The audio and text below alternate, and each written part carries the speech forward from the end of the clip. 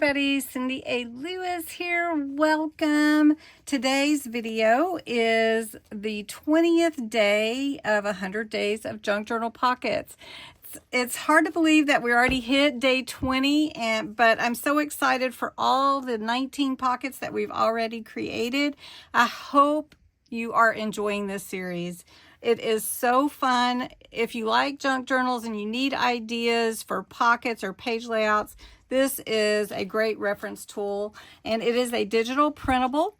You don't have to wait. You can just go purchase it off my Ko-Fi site and download it instantly. There is a playlist that has my pockets and Creating with Jovi, who is collaborating with me to create all these fun pockets. So today is day 20. Don't forget, we just rolled over into September, and September has a brand new giveaway and a brand new kit called Autumn Whispers. Oh, I'm so excited about all of it. It's linked below if you're interested. Plus, there is new challenge cards for this month, and those are free on my Ko-Fi site if you want to use that for sparking ideas too. All right, day 20, a folded coin envelope pocket. So this is a miniature, but I'm going to make it just a tad bit bigger so it's a little easier to see. But this is the miniature version cut from a 5x5 piece of book page. And I didn't do a lot of embellishing, just the initial part so you could kind of see.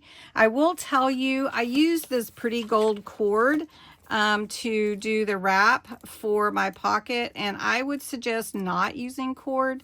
It is not tamed, and it wants to do what it wants to do.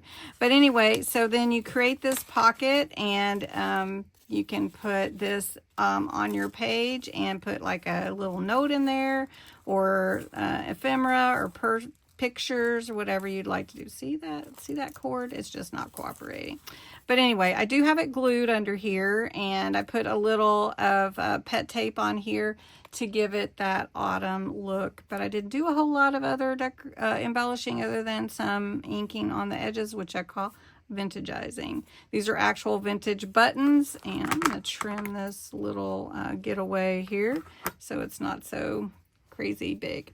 All right, so we're going to do that. And what do you need to create this pocket? The materials are listed on this page 17, and you need a piece of paper. The approximate size to create this small one is 5x5.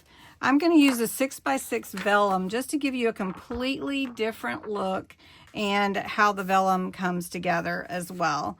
Then you have a see-through pocket, which is totally fun. Then you're going to need glue or tape. I used Collal glue, my favorite for journaling and paper crafts. I used this for that pocket here. But for vellum, I don't want to see the glue, so I'm going to use my Yoo-Hoo stick. This is a glue stick, but it's very strong, and it works great for vellum or any kind of see-through that you need to glue. But it works for everything else too. I just like to use Collal because I just like the glue. All right, and then you'll need a button string or Velcro, however you want to do your closure. So let's get into how this pocket folded coin pocket works, and I'll show you a couple of adjustments that I made personally.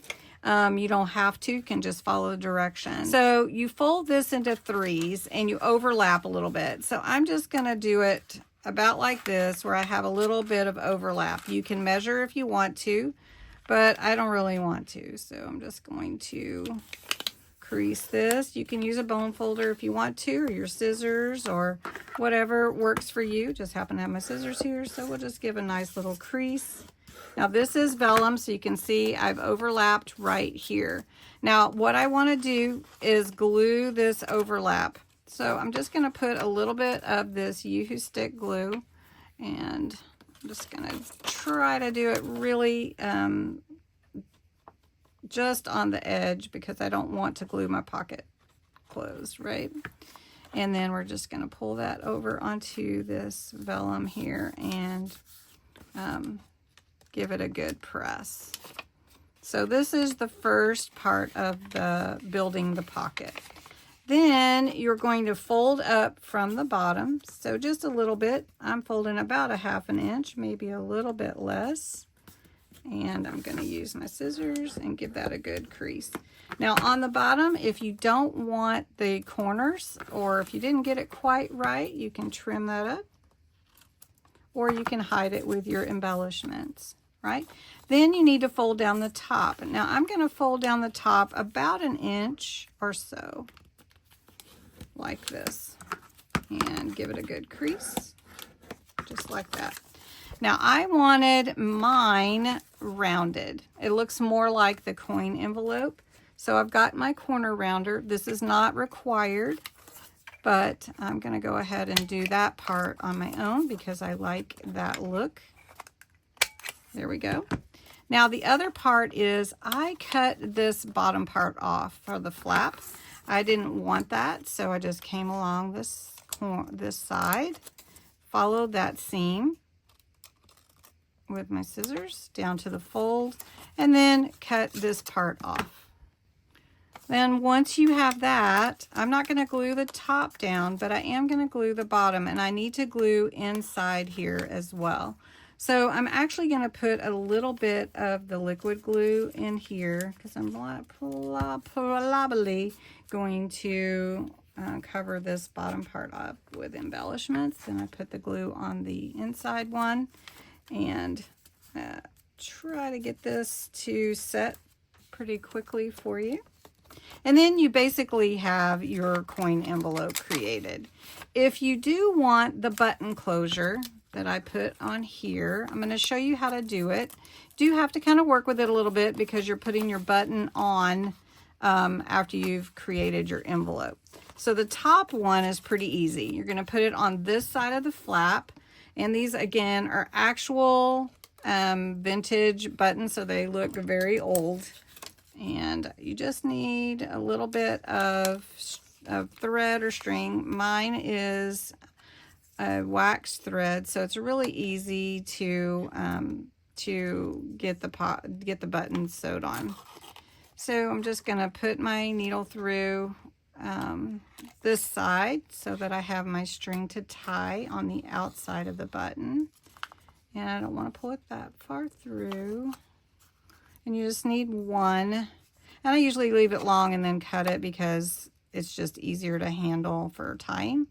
So I'm going to poke a hole right here so I know where that has got to be, and then turn it over. So now with vellum, it was pretty easy to see through where that hole is going to be, but sometimes it's hard to see through other papers and scrap book paper. So that's how I do it to get my holes lined up really good.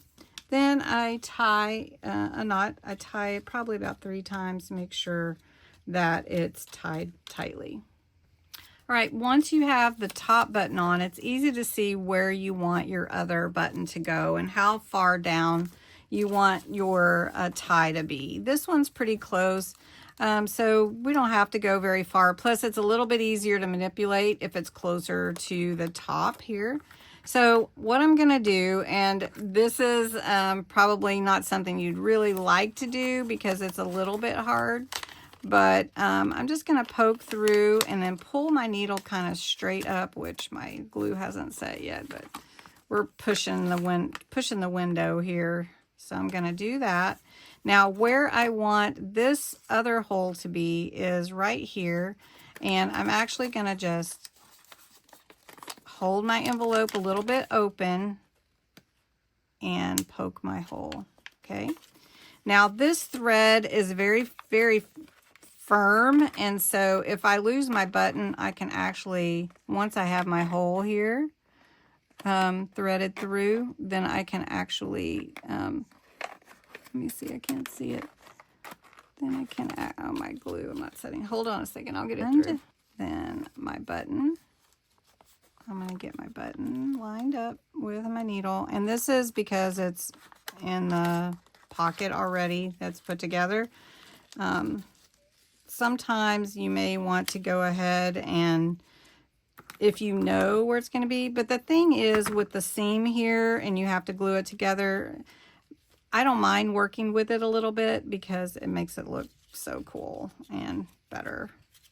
Plus, I want it to go through both seams, I go through the seam with both sheets, not just the one sheet. So I want it to hold. Okay, so we're gonna cut that.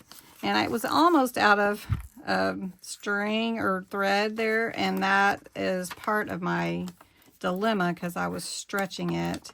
So I want to make sure that I'm all sealed here. What a cute little coin pocket. And I want to make sure I have glue here too. So I'm going to make sure I'm all set, and then we're going to put the twine around the 2 buttons so you can see how that closure works.